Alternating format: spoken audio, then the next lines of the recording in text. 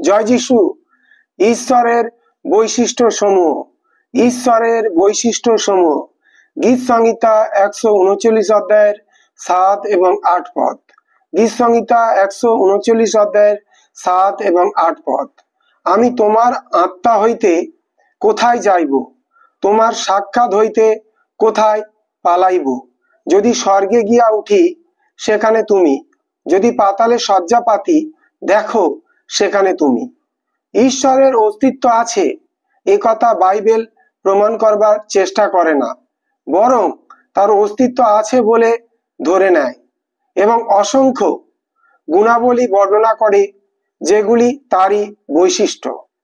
ঈশ্বরের অস্তিত্ব আছে একথা বাইবেল প্রমাণ করবার চেষ্টা করে না, বরং তার অস্তিত্ব আছে বলে ধরে নেয় এবং অসংখ্য গুণাবলী বর্ণনা করে যেগুলি তারই বৈশিষ্ট্য। ঈশ্বর হিসাবে এর কতকগুলি তার অনন্য গুণ, আর অন্যগুলি ঈশ্বরের প্রতিমূর্তিতে সৃষ্টি হওয়ায় মানুষের মধ্যেও আমরা দেখতে পাই। ঈশ্বরের অনন্য বৈশিষ্ট্য বা গুণাবলী। ঈশ্বরের অনন্য বৈশিষ্ট্য বা গুণাবলী। ঈশ্বর সর্বত্র বিদ্যমান, অর্থাৎ একই সময়ে ঈশ্বর সর্বত্র বর্তমান। গীত রচক বলেছেন যে আমরা যেখানেই যাই না কেন ঈশ্বর সেখানেই উপস্থিত থাকেন। আমরা যা কিছু করি তিনি সবই নিরীক্ষণ করেন। ঈশ্বর সর্বজ্ঞ। ঈশ্বর সর্বজ্ঞ অর্থাৎ তিনি সব কিছুই জানেন, অর্থাৎ তিনি সব কিছুই জানেন। তিনি যে কেবল আমাদের কাজকর্ম জানেন তাই নয়, কিন্তু আমাদের চিন্তা সমূহ জানেন। বাইবেল যখন ঈশ্বরের পূর্ব জ্ঞান সম্পর্কে কথা বলে, এর দ্বারা বোঝা যায় যে তিনি সম্ভাব্য সব জিনিসকে সম্ভব বলে, সব নিশ্চিত জিনিসকে নিশ্চিত বলে, সব শর্ত সাপেক্ষ জিনিসকে শর্ত সাপেক্ষ বলে, সব ভবিষ্যতের জিনিসকে ভবিষ্যৎ বলে, সব গত জিনিসকে বিগত বলে, পূর্ব থেকে নির্ধারিত সব জিনিসকে পূর্ব নির্ধারিত বলে জানেন। বাইবেলের পূর্ব জ্ঞান অনিবার্যভাবে অদৃষ্টবাদ নিয়ে আসে না। ঈশ্বর অবাধে তার সিদ্ধান্তগুলি নিতে পারেন এবং সব সময় মতো ইতিহাসে তার উদ্দেশ্যগুলি ইচ্ছা মতো বদলাতে পারেন। বাইবেলের পূর্ব জ্ঞান অনিবার্যভাবে অদৃষ্টবাদ নিয়ে আসে না। ঈশ্বর অবাধে তার সিদ্ধান্তগুলি নিতে পারেন এবং সময় মতো ইতিহাসে তার উদ্দেশ্যগুলি ইচ্ছা মতো বদলাতে পারেন। অর্থাৎ ঈশ্বর তার নিজের পূর্বজ্ঞানের দ্বারা বন্দী নন। ঈশ্বর সর্বশক্তিমান। ঈশ্বর সর্বশক্তিমান অর্থাৎ তিনি সব ক্ষমতার অধিকারী এবং সব জিনিস ও সব জীবের উপরে তার চূড়ান্ত কর্তৃত্ব আছে। এর অর্থ এই নয় যে ঈশ্বর সব সময় তার সব ক্ষমতা ও কর্তৃত্ব ব্যবহার করেন। যেমন সব পাপ ধ্বংস করবার ক্ষমতা ঈশ্বরের আছে, কিন্তু তিনি স্থির করেছেন যে যুগের শেষ না হওয়া পর্যন্ত তিনি তা করবেন না। অধিকাংশ ক্ষেত্রে ঈশ্বর তার ক্ষমতাকে সীমিত করে তার লোকদের মধ্য দিয়েই তা প্রবাহিত করেন। সেই সব ক্ষেত্রে তার ক্ষমতা নির্ভর করে আমাদেরকে তিনি কিভাবে পেতে পারেন এবং আমরা তার উপর কতদূর আত্মসমর্পণ করি তার উপর। ঈশ্বর অতীন্দ্রিয়। ঈশ্বর অতীন্দ্রিয় অর্থাৎ তিনি ইন্দ্রিয়বোধের অতীত বা তিনি ভিন্ন রকম ও তার সৃষ্টির অধীন নন। তার জীবন অস্তিত্ব সৃষ্টির নিয়ম পদ্ধতির চেয়ে অসীম রূপে মহত্তর ও উচ্চতর। তিনি বাস করেন তার সৃষ্ট বস্তুর অনেক ঊর্ধ্বে, এক শুদ্ধ ও খাঁটি অস্তিত্বে। তার নিজে সৃষ্ট নন এবং সৃষ্টি বহির্ভূতভাবে তিনি তার অস্তিত্ব বজায় রাখেন।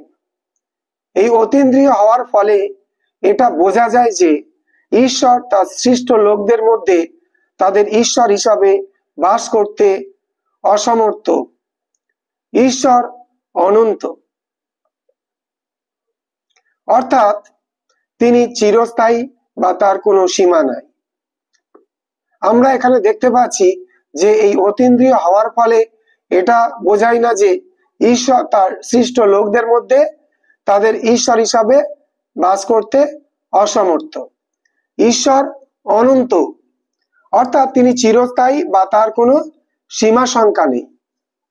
অতীতে এমন কোনো সময় ছিল না, অথবা ভবিষ্যতেও থাকবে না, যখন ঈশ্বর ছিলেন না বা থাকবেন না। তিনি সময়ের দ্বারা আবদ্ধ নন। ঈশ্বর সময়ের দ্বারা আবদ্ধ নন, আর তাই তার সর্বোত্তম বর্ণনা হবে আমি আছি।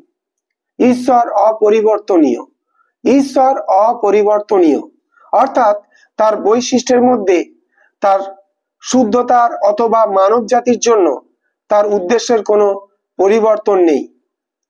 এর অর্থ এই নয় যে ঈশ্বর মানুষের কাজকর্মের প্রত্যুত্তরে কখনো তার অস্থায়ী উদ্দেশ্যগুলির পরিবর্তন করেন না।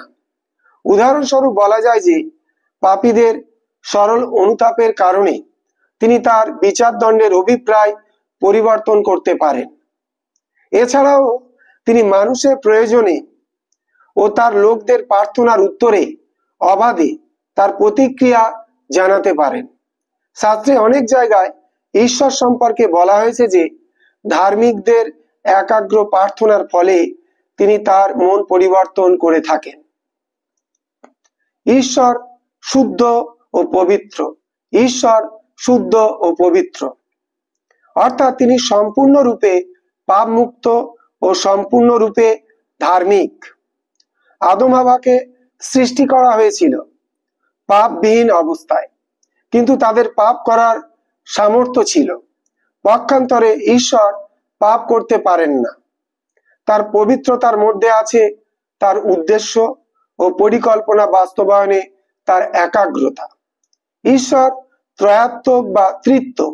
ঈশ্বর ত্রয়াত্মক বা ত্রিত্ব, অর্থাৎ তিনি এক ঈশ্বর।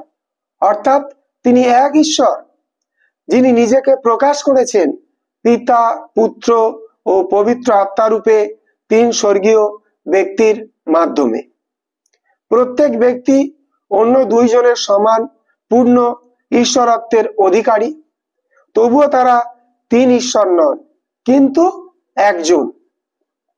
ঈশ্বরের নৈতিক গুণাবলী। ঈশ্বরের নৈতিক গুণাবলী। একজন সত্য ঈশ্বরের অনেকগুলি বৈশিষ্ট্য, বিশেষভাবে তার নৈতিক গুণগুলি মানুষের গুণাবলীর মতোই, কিন্তু সেগুলি আমাদের মধ্যে যেভাবে আছে তার চেয়ে অতুলনীয় অধিক মাত্রায় তার মধ্যে বিরাজ করে।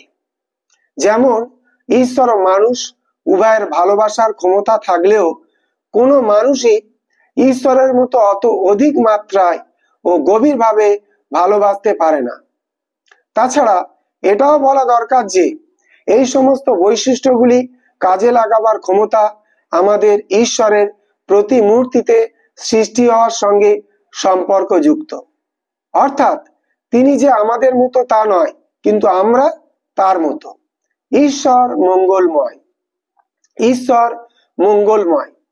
ঈশ্বর প্রথমে যা সৃষ্টি করেছিলেন তার সবই ছিল উত্তম, অর্থাৎ সেগুলি ছিল তার নিজের প্রকৃতিরই সম্প্রসারণ। তিনি তার সৃষ্ট জীবনের পক্ষে তাদের পালন করে তাদের কাছে মঙ্গলময় থাকেন। তিনি ঈশ্বরবিহীন লোকদেরকেও আহার দিয়ে থাকেন। ঈশ্বর বিশেষভাবে তার লোক যারা আত্মায় ও সত্যে তাকে ডাকে তাদের পক্ষে মঙ্গলময়। ঈশ্বর প্রেম। ঈশ্বর প্রেম, অর্থাৎ তার ভালোবাসা এক স্বার্থবিহীন ভালোবাসা। ঈশ্বর প্রেম, অর্থাৎ তার ভালোবাসা এক স্বার্থবিহীন ভালোবাসা। ঈশ্বরের ভালোবাসা এক স্বার্থবিহীন ভালোবাসা, যা পাপী মানুষের সমগ্র জগৎকে আলিঙ্গন করে। যা পাপী মানুষের সমগ্র জগৎকে আলিঙ্গন করে, তার সেই ভালোবাসা সবচেয়ে ভালোভাবে প্রকাশ পেয়েছে তার একমাত্র পুত্র প্রভু যিশুকে পাপীদের জন্য মৃত্যু ভোগ করবার জন্য পাঠিয়ে দেওয়ার মাধ্যমে। ঈশ্বরের সেই ভালোবাসা সবচেয়ে ভালোভাবে প্রকাশ পেয়েছে তার একমাত্র পুত্র প্রভু যিশুকে পাপীদের জন্য মৃত্যু ভোগ করবার জন্য পাঠিয়ে দেওয়ার মাধ্যমে। এছাড়াও ঈশ্বরের একটা বিশেষ পারিবারিক ভালোবাসা আছে সেই লোকদের জন্য যারা প্রভু যিশুর মাধ্যমে তার সঙ্গে পুনর্মিলিত হয়। ঈশ্বর স্নেহশীল ও কৃপাময়। ঈশ্বর স্নেহশীল ও কৃপাময়। মানুষের পাপের ন্যায্য পাওনা অনুসারে তিনি আমাদের সঙ্গে সম্পর্ক ছেদ করে আমাদের ধ্বংস করেন না, কিন্তু প্রভু যীশু খ্রিস্টে বিশ্বাসের মাধ্যমে বিনামূল্যে ক্ষমা প্রদান করেন। ঈশ্বর স্নেহশীল। ঈশ্বর স্নেহশীল। স্নেহশীল হওয়ার অর্থ সাহায্য করার ইচ্ছা নিয়ে অন্যের দুঃখে দুঃখিত হওয়া। মানুষের জন্য তার স্নেহের বশবর্তী হয়ে ঈশ্বর ক্ষমা ও পরিত্রাণ প্রদান করলেন। একইভাবে ঈশ্বরের পুত্র প্রভু যীশু অগণিত লোকদের জন্য স্নেহ প্রকাশ করেছিলেন যখন তিনি দরিদ্রদের কাছে সুসমাচার প্রচার করলেন, বন্দীদের কাছে মুক্তি প্রচার করলেন, অন্ধদের কাছে চক্ষু দান প্রচার করলেন এবং উপদ্রুতদের নিস্তার করলেন। ঈশ্বর ধৈর্যশীল ও দীর্ঘ সহিষ্ণু। ঈশ্বর ধৈর্যশীল ও দীর্ঘ সহিষ্ণু। আদম হাওয়া পাপ করার পরে ঈশ্বর প্রথম তার এই বৈশিষ্ট্য প্রকাশ করেছিলেন এদেন উদ্যানে, যখন তার অধিকার থাকা সত্ত্বেও তিনি মানব জাতিকে ধ্বংস করেননি। নোয়ের সময়ের ঈশ্বর ধৈর্যশীল ছিলেন না। যখন নোয়ের সময়ে ঈশ্বর ধৈর্যশীল ছিলেন যখন সেই জাহাজ নির্মাণ করা হচ্ছিল। আমরা দেখি নোয়ের সময়ে যে তখন ঈশ্বর ধৈর্যশীল ছিলেন যখন জাহাজ নির্মাণ করা হচ্ছিল, আর ঈশ্বর এখনো পাপী মানুষের পক্ষে দীর্ঘ সহিষ্ণু। এখনো ঈশ্বর পাপী মানুষদের পক্ষে দীর্ঘ সহিষ্ণু। তিনি এমন বিচার করছেন না যাতে তিনি জগৎকে ধ্বংস করে দিতে পারেন, কারণ তিনি ধৈর্য ধরে প্রত্যেকটি মানুষকে সুযোগ দিচ্ছেন যাতে তারা অনুতপ্ত হয়ে পরিত্রাণ পায়। ঈশ্বর প্রত্যেকটি মানুষকে সুযোগ দিচ্ছেন যাতে তারা অনুতপ্ত হয়ে পরিত্রাণ পায়। ঈশ্বর সত্য। ঈশ্বর সত্য। প্রভু যিশু নিজেকে সত্য বলেছিলেন। প্রভু যিশু নিজেকে সত্য বলেছিলেন, আর পবিত্র আত্মাও সত্যের আত্মা বলে পরিচিত। পবিত্র আত্মাও সত্যের আত্মা বলে পরিচিত। ঈশ্বর যা বলেন ও করেন তাতে তিনি সম্পূর্ণ বিশ্বাসযোগ্য ও সত্য। ঈশ্বর যা বলেন ও করেন তাতে তিনি সম্পূর্ণ বিশ্বাসযোগ্য ও সত্য, এবং তার বাক্যকেও বর্ণনা করা হয়েছে সত্য বলে। ঈশ্বরের বাক্যকেও বর্ণনা করা হয়েছে সত্য বলে। এই ঘটনার সঙ্গে সঙ্গতি রক্ষা করে বাইবেল স্পষ্ট ভাষায় বলে যে ঈশ্বর কোন রকম মিথ্যা বা ভ্রান্তি সহ্য করেন না। ঈশ্বর কোন রকম মিথ্যা বা ভ্রান্তি সহ্য করেন না। ঈশ্বর বিশ্বস্ত। ঈশ্বর বিশ্বস্ত। ঈশ্বর তার বাক্যের মাধ্যমে যা প্রকাশ করেছেন তিনি তাই করবেন, অর্থাৎ তার প্রতিজ্ঞাগুলি ও সতর্ক বাণীগুলি বাস্তবায়িত করবেন। ঈশ্বরের বিশ্বস্ততা বিশ্বাসীদের কাছে অবর্ণনীয় সান্ত্বনা নিয়ে আসে, এবং যারা অনুতপ্ত হয় না ও প্রভু যিশুতে বিশ্বাস করে না তাদের সকলের কাছে ঈশ্বরের বিচার দণ্ডের প্রচন্ড ভয় নিয়ে আসে। সবশেষে ঈশ্বর ন্যায়বান।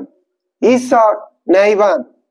ন্যায়পরায়ণ হওয়ার অর্থ হলো এই যে ঈশ্বর বিশ্বের নৈতিক রীতিনীতি ধরে রাখছেন এবং মানুষের সঙ্গে তার আচরণে তিনি ধার্মিক এবং নির্দোষ। ঈশ্বরের ন্যায়পরায়ণতা থেকে বেরিয়ে আসে। সবশেষে ঈশ্বর ন্যায়বান। ঈশ্বর ন্যায়বান। ন্যায়পরায়ণ হওয়ার অর্থ হলো এই যে ঈশ্বর বিশ্বের নৈতিক রীতিনীতি ধরে রাখছেন এবং মানুষের সঙ্গে তার আচরণে তিনি ধার্মিক এবং নির্দোষ ঈশ্বরের ন্যায়পরায়ণতা থেকে বেরিয়ে আসে পাপীদের মৃত্যুদণ্ডের শাস্তি দেওয়ার তার সংকল্প। ধার্মিকদের জন্য তার ভালোবাসার কারণে পাপ দেখলে তিনি ক্রুদ্ধ হন। ধার্মিকদের জন্য তার ভালোবাসার কারণে পাপ দেখলে তিনি ক্রুদ্ধ হন। সব ধরনের দুষ্টতার বিরুদ্ধে, বিশেষত প্রতিমা, অবিশ্বাস এবং অন্য লোকদের প্রতি অন্যায় আচরণের বেলাতে তিনি তার ক্রোধ প্রকাশ করে থাকেন। প্রভু যীশু খ্রিস্ট, যাকে ধর্মময় বলা হয়েছে, তিনিও ধার্মিকতা ভালোবাসেন ও মন্দতা ঘৃণা করেন। প্রভু যীশু খ্রিস্ট ধার্মিকতা ভালোবাসেন ও মন্দতা ঘৃণা করেন। প্রভু যীশু খ্রিস্ট, যাকে ধর্মময় বলা হয়েছে, তিনি ও ধার্মিকতা ভালোবাসেন ও মন্দতা ঘৃণা করেন। লক্ষ্য করুন যে ঈশ্বরের ন্যায় বিচার তার ভালোবাসা বিরোধী নয়। ঈশ্বরের ন্যায় বিচার তার ভালোবাসা বিরোধী নয়। পক্ষান্তরে তার ন্যায় বিচার রক্ষা করার জন্যই ভালোবাসার এক দান হিসেবে যোহন এবং আমাদের পাপের জন্য তার আত্ম বলিদান স্বরূপ প্রায়শ্চিত্তের জন্য তিনি প্রভু যীশুকে জগতে পাঠিয়েছিলেন, যেন তিনি তার নিজের সঙ্গে আমাদেরকে পুনর্মিলিত করতে পারেন। প্রভু যীশু খ্রিস্টে ঈশ্বরের সর্বশেষ প্রকাশ। অর্থাৎ আমরা যদি ঈশ্বরের ব্যক্তিত্ব সম্পূর্ণরূপে বুঝতে চাই, তবে আমাদেরকে খ্রিস্টের দিকে তাকাতে হবে, কারণ তার মধ্যেই ঈশ্বরত্বের সব পূর্ণতা বাস করে। প্রভু যীশু খ্রিস্টে ঈশ্বরের সর্বশেষ প্রকাশ। অর্থাৎ আমরা যদি ঈশ্বরের ব্যক্তিত্ব সম্পূর্ণ রূপে বুঝতে চাই, তবে আমাদেরকে খ্রিস্টের দিকে তাকাতে হবে, কারণ তার মধ্যেই ঈশ্বরত্বের সব পূর্ণতা বাস করে। জয় যিশু।